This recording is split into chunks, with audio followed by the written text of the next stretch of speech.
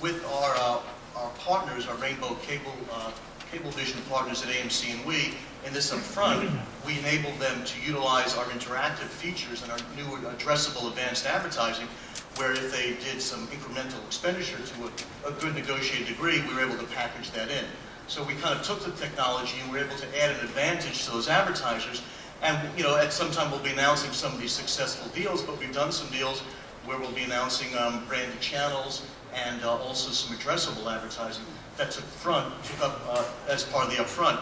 The other kind of things we're doing, we just started now with our select RFI mechanism, where you can take a commercial runs and you have an overlay that comes up and it says press select for more, and you can press select and basically right over that commercial you can get a sample at home, you can get a coupon, you get a brochure from an advertiser, and we've actually had some great success. We've done some deals with that with Unilever, we've done some with Benjamin Moore, and we've sold and put through a lot of samples quite frequently, quite robustly. It's all opt-in. So, it's basically self-select for the consumer. So if they want to opt in and they want to take advantage of these interactive elements, they can. And if they're engaged in a program and they choose not to, they don't. That's the beauty of this, on-demand world where we're addressing the consumer needs. We're giving them the choice. And they can basically say, I want to opt in and vote, or not. We're working with Universal McCann, we're working with Starcom Chicago, as well as some other shops. And it is working, and it takes the context of what Ed was talking about, where heretofore in cable television, you basically utilize the program environment to segment and understand an audience. So right now what we're doing is we're sending different messages right to the relevant household.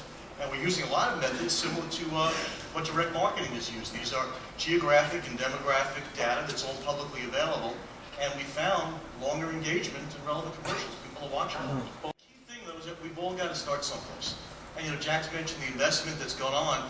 I can tell you the learning, for instance, copy learning.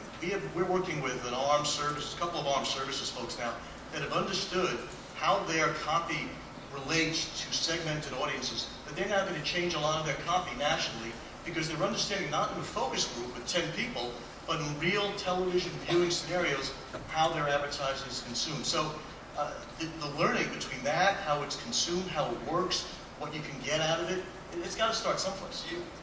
Cablevision has really taken a leadership role, and you have too, Barry, on behalf of Cablevision.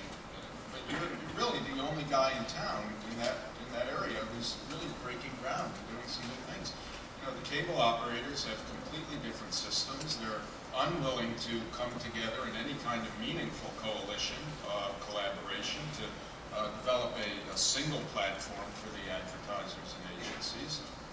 They can't even do versioning on a geographic basis without running up against tremendous internal cross-MSO politics. And my concern in terms of the future of television is that all the types of things you're talking about as tremendous assets, you're going to be beaten by Google and YouTube and the internet and by mobile, which are going to come in and take all of these great capabilities you're developing and run right past you as an industry. What I wonder, go ahead, please. I will, as somebody from Google, actually defend television because I think, I agree, Jack, that many years from now we can certainly see those other platforms start to compete with the reach of TV, but I don't think that's happening anytime too soon. We still see that people are watching more and more TV, and we have a huge audience at YouTube. We obviously have a huge audience searching and browsing the web on mobile phones that Google's involved with as well, but we still know that the largest reach vehicle is TV, and I think that will give everyone every incentive to figure this out sooner rather than later, knowing that these changes are coming, but I think not coming maybe nearly as fast as we often see in the headlines. But I think everyone's foolish if they think the advertiser's objective remains reach. And every day, that objective gets less and less and less important. It's not a mass media world anymore. And while Jack, thank you, we've rolled it out, you will see other cable operators roll out Addressable. The fact that we can do it without collisions, that we can do it and it works, and it's not that difficult. Agencies or advertisers, basically all they need is the segments. We don't need 12, we just need 4 or 5. The fact that we can do it, I think you'll soon see a lot more